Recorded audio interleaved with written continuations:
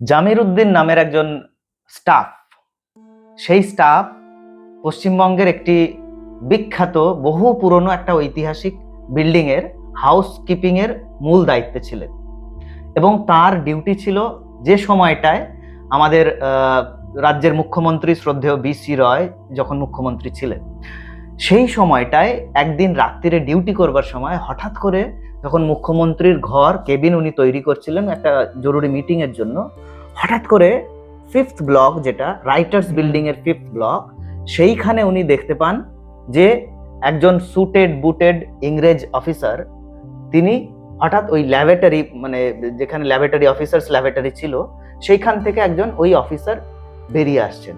উনি তো প্রথমে দেখে হতচকিত হয়ে গেছেন।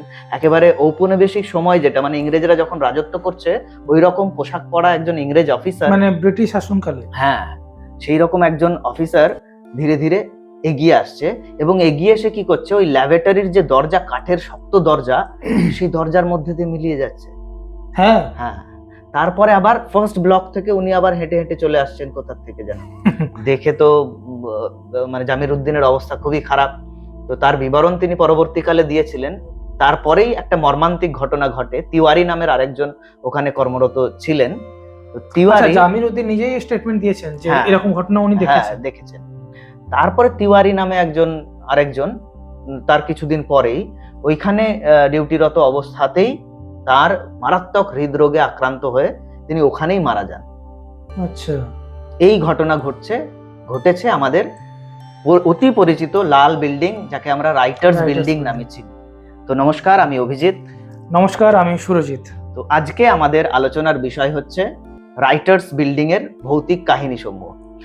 একটা শুরুতে কথাটা বলে দিই আমরা, যে আমরা যে কথাগুলো, যে আলোচনাগুলো করছি, প্রত্যেক দর্শক বন্ধুদের আমরা অনুরোধ করছি যে আপনারা পুরো ভিডিওটা দেখবেন এবং তারপরে কমেন্ট করবেন। আগে করতেই পারেন, সেটা তো গণতান্ত্রিক অধিকার, কিন্তু পুরো ভিডিও দেখে তারপরে কমেন্ট করবেন, জানাবেন আপনাদের কেমন লাগছে, বা যদি কোনো সাজেশন থাকে সেগুলো বলবেন। একটা জিনিস আমিও অ্যাড করছি, যেটা তুমিও দেখেছো যে ভিডিওর অনেকগুলো দর্শক বন্ধু আমাদের কমেন্ট করেছেন, খুব ভালো লাগছে যে তারা ভিডিও দেখছেন, এনজয় করছেন। অনেক সময় অনেক কমেন্টে এরকমও এসেছে যে সব গাল গল্প।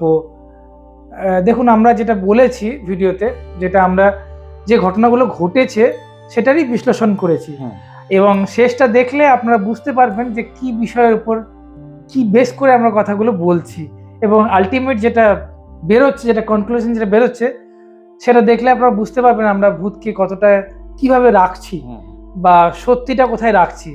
যাকে বেশি কথা এই বিষয়ে না বাড়িয়ে আপনারা পুরো ভিডিওটা দেখবেন, এবং দেখার পরে যেটা আপনাদের মনে হবে অবশ্যই আপনারা কমেন্টে জানাবেন। যাকে আমরা আবার আলোচনায় ফিরছি। তাহলে চলো শুরু করা যাক, কিছু কথা বলা যাক। একদম। আলোচনার বিষয় হচ্ছে রাইটার্স বিল্ডিং। রাইটার্স বিল্ডিং, কেন রাইটার্স বিল্ডিং নাম হয়েছিল? রাইটার্স বিল্ডিং ওই 1770-76 এরকম সময় থেকে বানানো শুরু হয়, 1780 সালে কমপ্লিট হয়। এবারে আমাদের মূল আলোচ্য বিষয় হচ্ছে রাইটার্স বিল্ডিং কে কেন্দ্র করে যে ভৌতিক কাহিনীগুলো ঘুরে বেড়ায়, সেই ভৌতিক কাহিনীগুলো নিয়ে। মানে পশ্চিমবঙ্গের যে বিভিন্ন যাকে আমরা ভৌতিক এলাকা বলি, যাকে আমরা হন্টেড প্লেস বলি, সেই হন্টেড প্লেসের মধ্যে অন্যতম হচ্ছে আমাদের রাইটার্স বিল্ডিং। দেখো, ভৌতিক বিষয় বললে একটা মানে ট্র্যাডিশনাল একটা ধারা চলেই আসে। কিরকম আসে? যেমন ধরো, ভূতের বিষয় হচ্ছে মানে প্রত্যক্ষদর্শী হিসেবে আমরা অনেক সময় সেটাকে উপলব্ধি করতে পারি না, কিন্তু পরোক্ষভাবে সেই গল্প আমাদের চলে আসতেই থাকে যে এই ঘটনা এরকম ঘটেছিল, জনশ্রুতিতে এটা প্রচারিত, সেই মাধ্যমে এই জিনিসগুলো চলে আসে পরপর, যে তখনকার সময় এটা হয়েছিল, তার মুখ থেকে অন্য একজন শোনে এটা এরকম হয়েছিল, মুখে মুখে চেঞ্জ হতে হতে আসে, এরকম ভাবেই চলে। যাকে বলো তুমি। তো এইখানটাই একটা টুইস্ট। তুমি যে কথাটা বললে, ভৌতিক কাহিনী, ভৌতিক আলোচনা, আমাদের ভারতীয় ভূতের যে আলোচনাগুলো আমরা করে এসেছি এতদিন পর্যন্ত, এই রাইটার্স বিল্ডিং এর ভূতের ব্যাপারটা কিন্তু অনেকটাই আলাদা। রাইটার্স বিল্ডিং এর ভূত হচ্ছে মূলত ঔপনিবেশিক ভূত, মূলত ব্রিটিশ ভূত। কারণ এই রাইটার্স বিল্ডিং যেখানে তৈরি হয়, এখনো পর্যন্ত অনেকেই এইটা অভিযোগ করেছেন, ওখানে যারা বাইরে ফলটল বিক্রি করেন, দোকানদার আছেন, ছিলেন, দীর্ঘদিন ধরে দোকান করছে, রাত্রিরে টাইপরাইটারের ঠক ঠক ঠক ঠক আওয়াজ শুনতে পান। অনেক চিৎকার শুনতে পান, অনেকে কান্না শুনতে কারো পান, হাঁটার শব্দ পাওয়া গেছে, হাঁটার শুনেছি তারা। বুটের শব্দ, বুটের শব্দ, হ্যাঁ। খটখট করে বুটের শব্দ, এই সমস্ত কিছু কিন্তু রাইটার্স বিল্ডিং কে কেন্দ্র করে এই গল্পগুলো রয়েছে। তো এইখানেই টুইস্টটা হচ্ছে যে ভারতীয় ভূত কি। আমাদের ভারতীয় ভূত বলতে যেরকম আমরা জানি সাদা শাড়ি পরা একটা, মানে যাকে হিন্দিতে চুড়েল বলা হয়, চুড়েল যার পাটা উল্টো দিকে, আবার ধরো ব্রহ্মদৈত্য, বাংলার যে ব্রহ্মদৈত্যর কথা বলা হয়, এই যে বিভিন্ন ধরনের যে ভূত আছে, সেই ভূতের বাইরের ভূত কিন্তু এইটা হচ্ছে রাইটার্স বিল্ডিং এর। রাইটার্স বিল্ডিং এর মূল যে ভূতের স্যুট বুট পরা যে ভূত, সেই অভদ্র লোকের নাম হচ্ছে সিমসন। কেন অভদ্রলোক বলছি সেটা আপনারা সবাই জানেন, ঐতিহাসিক পটভূমিকা রয়েছে। 1930 সালের 8ই ডিসেম্বর যে অলিন্দ যুদ্ধ খ্যাত আছে, তো সেই অলিন্দ যুদ্ধের খলনায়ক হচ্ছেন এই সিমসন। ওনাকে সম্ভবত বিনয় বাদল দীনেশ হত্যা করেছিলেন। হ্যাঁ, বিনয় বাদল দীনেশ। এই বিনয় বাদল দীনেশ, এদের বয়স কিন্তু খুব বেশি ছিল না। একজনের বয়স 22 বছর, একজনের 18, একজনের 19। তো এনারা কি করেন, এই যে সিমসন ছিলেন, সিমসন আসলেই ছিলেন একজন স্যাডিস্টিক মেন্টালিটির মানুষ। স্যাডিস্টিক মানে কি, তিনি অত্যাচার করতে ভালোবাসতেন। ভারতীয় যারা স্বাধীনতা সংগ্রামী ছিলেন তাদেরকে জেলে পুরে দেওয়ার পর অকথ্য অত্যাচার তিনি চালাতেন, নির্যাতন তিনি চালাতেন। সেই নির্যাতনের বদলা নেওয়ার জন্য এবং ব্রিটিশ সরকারকে বুঝিয়ে দেওয়ার জন্য যে আমরা কিন্তু তোমাদের এই অপশাসন মেনে নেব না, তোমরা শাসন করছো ঠিক আছে, কিন্তু এই অপশাসন মেনে নেব না, সেই অপশাসনের বিরুদ্ধে একেবারে অস্ত্র শস্ত্র নিয়ে, হাতে পিস্তল নিয়ে বিনয় বাদল দীনেশ অলিন্দে উপস্থিত হন, রাইটার্স বিল্ডিং এর অলিন্দে, এবং তারা গিয়ে পৌঁছে যান সিমসনের অফিসে। সিমসনের অফিসে গিয়ে সিমসনকে ওনারা গুলি করে হত্যা করেন। এবং গুলি করে হত্যা করার পর মানে তিনজনেই কখনোই চাইতেন না যে আমরা ধরা দেব।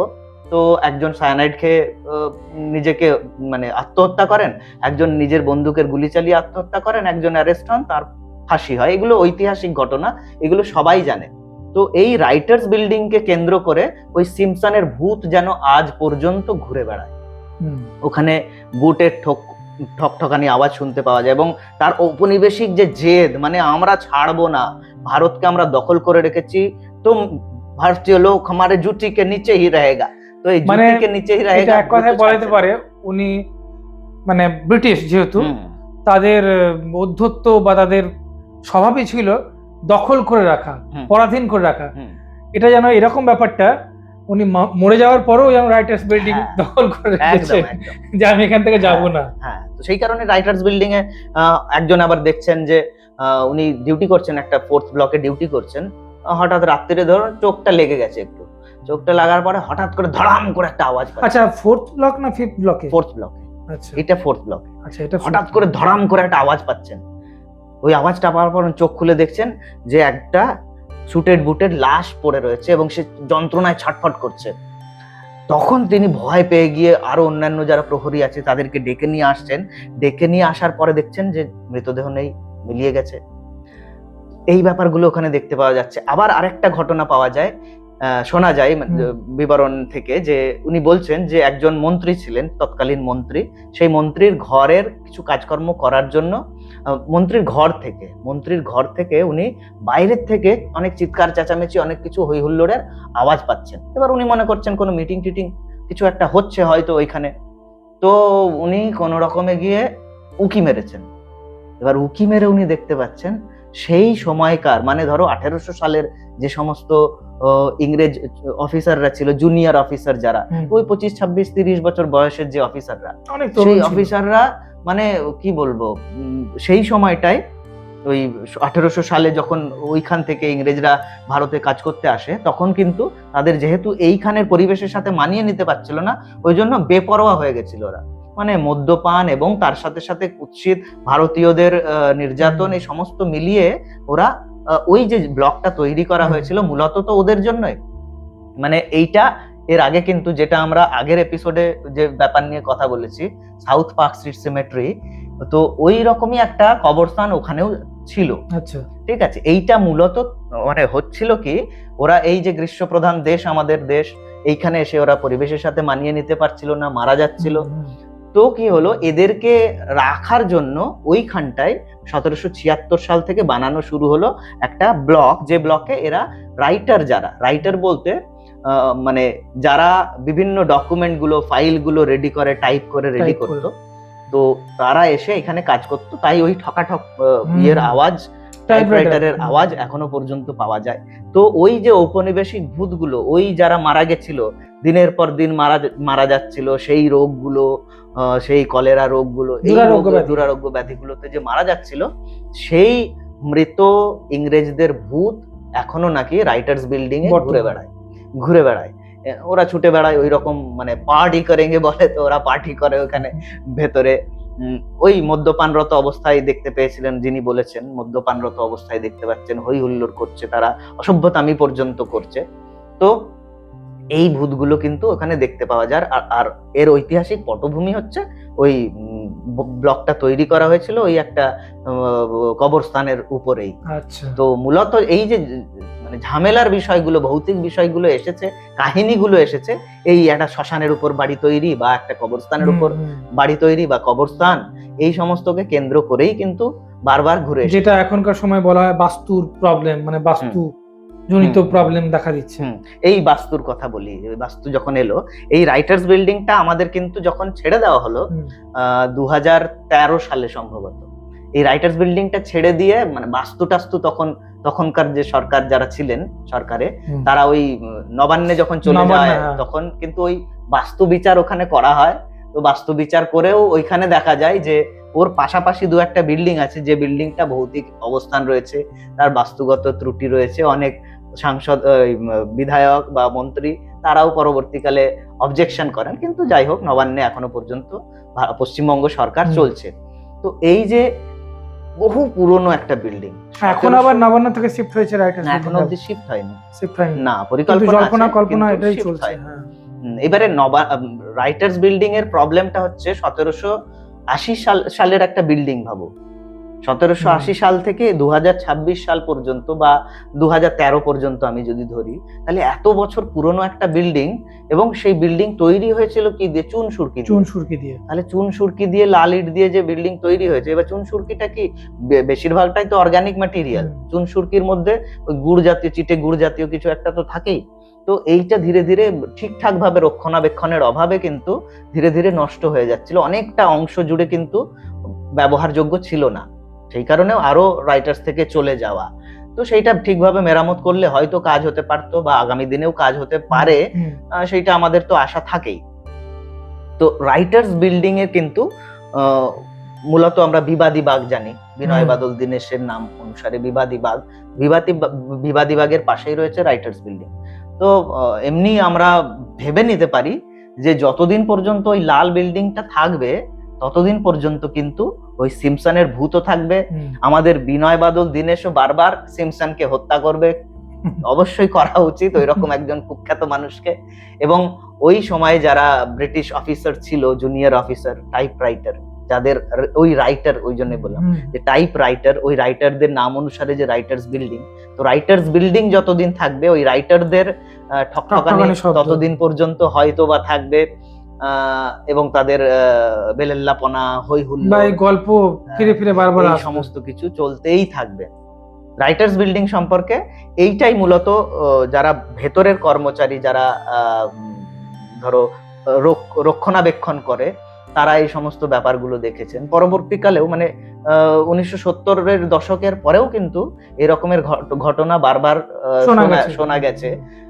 মানে কাজ করছেন, হঠাৎ করে একজন লম্বা অফিসার কে দেখতে পাচ্ছেন, উনি মুখ্যমন্ত্রীর ঘরের ভেতর থেকে বেরিয়ে আসছেন। উনি তো মানে এই সময়টা হচ্ছে যখন বিনয় বাদল দীনেশের মূর্তি ওখানে লাগানোর পরিকল্পনা হচ্ছে, স্থাপন করার পরিকল্পনা হচ্ছে। রাত্রিরে উনি কাজ করছেন, এবার দেখছেন একটা লম্বা একটা অফিসার সুটেড বুটেড হয়ে ওখান থেকে মুখ্যমন্ত্রী ঘর থেকে বেরিয়ে আসছে।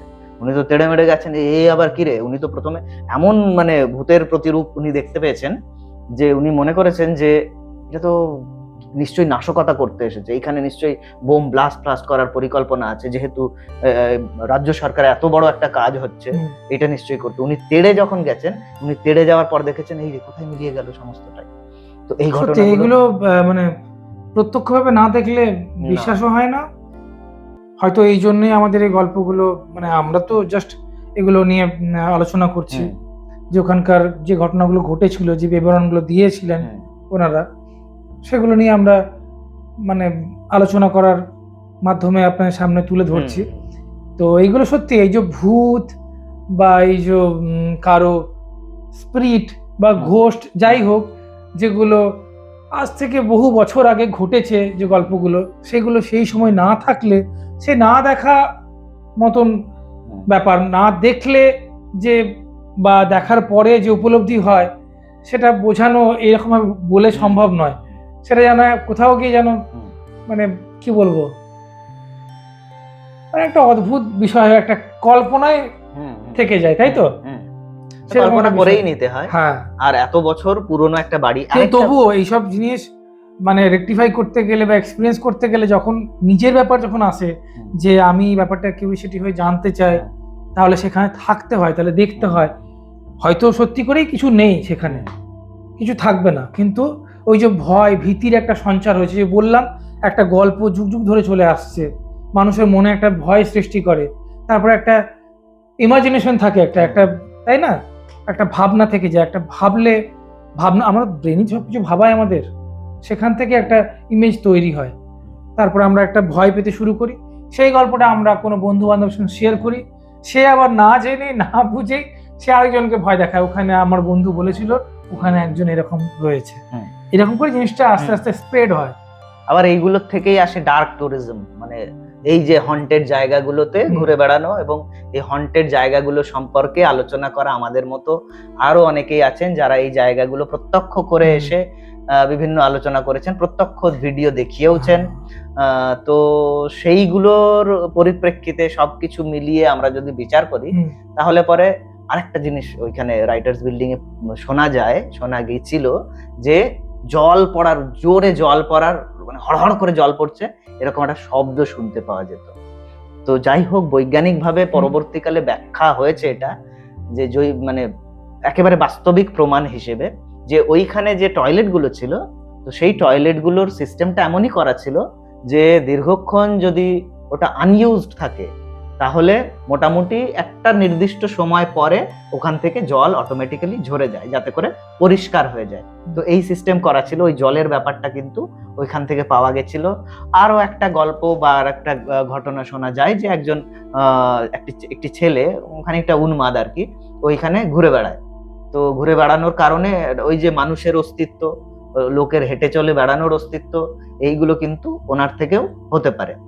আর বিনয় বাদল দীনেশ, আমাদের যে ঐতিহাসিক আমাদের চরিত্র এবং বিপ্লবী যারা, তারা সিম্পসনকে তেড়ে আসছে, এইটা আমাদের মস্তিষ্ক কল্পনা করতে অবশ্যই ভালোবাসবে। আমরা এখানে বসেও কল্পনা করলে সুখী হব যে আমাদের তিনজন বিপ্লবী ওই রকম একজন অত্যাচারী অফিসারকে তাড়া করে আসছে, তাদের ভূত হোক, কিন্তু তাদের ভূত ওর ভূতকে তাড়া করে ওকে ওইখানেই গুলি করে হত্যা করছে।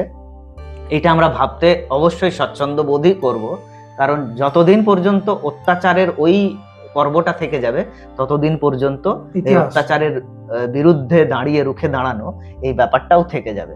তো সিম্পসনের ভূত, রাইটার্সদের ভূত, আমাদের বিনয় বাদল দীনেশের ওই যে তেড়ে যাওয়া সিম্পসনকে, এই সমস্ত কিছু রাইটার্স বিল্ডিং এর সাথে সাথে থেকেই যাবে। আর এত পুরনো একটা বাড়ি, বিল্ডিং, তো ভগ্নপ্রায় বিল্ডিং, সেই বিল্ডিংটাকে ঘিরে ভৌতিক আলোচনা হবে না, ভৌতিক কাহিনী তৈরি হবে না, এটা হয় না। এবং অবশ্যই কারণ বিভিন্ন না, মানে বছর বছর ধরে চলে আসছে, কত গল্পের সাক্ষী জানো, কত কিছু দেখেছে এই বিল্ডিং, কত মানুষ এসেছে, কর্মরত অবস্থায় কাজ করেছেন, তারা এক্সপায়ার করেছেন, বিভিন্ন ইনসিডেন্ট ঘটেছে, তারপর ওই যে বললাম ইংরেজ মারা গেছে, বিভিন্ন লোক, বিভিন্ন কর্মচারী দুরারোগ্য ব্যাধিতে মারা গেছেন, অনেকজন ওখানে ওই সব গল্প যেগুলো কথা আমরা বিশ্লেষণ করলাম, সেই আতঙ্কিত পরিবেশ তারা উপলব্ধি করেছে, এক্সপিরিয়েন্স করেছেন তাদের বক্তব্য অনুযায়ী যদি ধরে নিয়ে।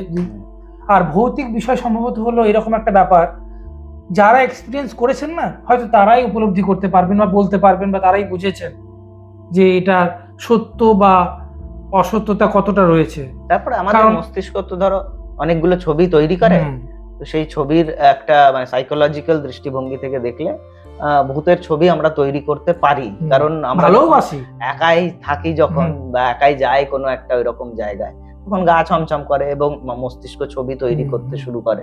তো এইগুলো আমরা করি, এইগুলো আমরা করতেই থাকি। আর এইসব বিষয়ে কৌতূহলটা যেন বেশিই থাকে, কৌতূহলও থাকে এবং ভয়টাও থাকে। যে তুমি বললে একা থাকলে বিভিন্ন রকমের চিন্তা আসে মাথার মধ্যে। মানুষ তো অজানার সন্ধানে যেতে বেশি ভালোবাসে, সুতরাং যেটা অজানা সেটা জানতে চাইবে এবং তার কল্পনার তো রসদ পেয়েই যাবে, কল্পনা করতে আমরা ভালোবাসি। তো রাইটার্স বিল্ডিং 200-250 বছর পুরনো একটা বিল্ডিং, সেই বিল্ডিংটা এত পুরনো বিল্ডিং বলেই ওখানে বিভিন্ন আওয়াজ আসতেই পারে। আবার আমাদের সেই একই নোটে কথা যে একটা এত পুরনো বিল্ডিং এবং 2013 সালের পরে যে বিল্ডিংটা, মানে তার আগে পর্যন্ত 6-7 হাজার লোক কাজ করছে প্রত্যেকদিন ওইখানে, হঠাৎ করে একটা বিল্ডিং যদি ওরকম খালি হয়ে যায়, আমাদের যে কোনো কারোর বাড়ি, ধরো আমাদের দর্শকদের কারোর বাড়ি থাকতে থাকতে দুম করে যদি বাড়িটাকে খালি করে চলে যায়, আবার তারা 5 বছর পরে সেখানে আসে, তো নিজের বাড়িতেই কিন্তু গা ছমছম করবে, এটা একেবারে অবভিয়াস। তো ওই রকমই ঘটনা রাইটার্স বিল্ডিং এর সাথে ঘটেছে, আজও ঘটছে। ভবিষ্যতে যদি রাইটার্স বিল্ডিং ইউজ হয় আবার নতুন করে সরকারি ভবন হিসেবে মেরামত করে, তো খুবই ভালো হয়। এবং রাইটার্স বিল্ডিং এর ঐতিহ্য তো আমাদের চোখের সামনে বর্তমান রয়েছে, দেখতেও ভালো লাগে। বিভিন্ন যে মূর্তিগুলো আছে, ওপরের যে মূর্তিগুলো, বিভিন্ন স্থাপত্যের একটা নিদর্শনও কিন্তু রাইটার্স বিল্ডিং এ রয়েছে। তো সব মিলিয়ে রাইটার্স বিল্ডিং এর ভৌতিক এবং ঐতিহাসিক কাহিনী এটাই, এর বাইরে আর আমাদের জানার মধ্যে কিছু নেই। আপনাদের জানার মধ্যে যদি কিছু থেকে থাকে তাহলে অবশ্যই আমাদের কমেন্ট করে জানাবেন। আমাদের দেওয়া তথ্যের মধ্যে যদি কোথাও মনে হয় যে কিছু ভুল তথ্য গেছে তাহলে সেটাও জানাবেন। তো আজকের মতো আমরা আমাদের রাইটার্স বিল্ডিং সম্পর্কে আলোচনার এপিসোড এখানে শেষ করি। নমস্কার।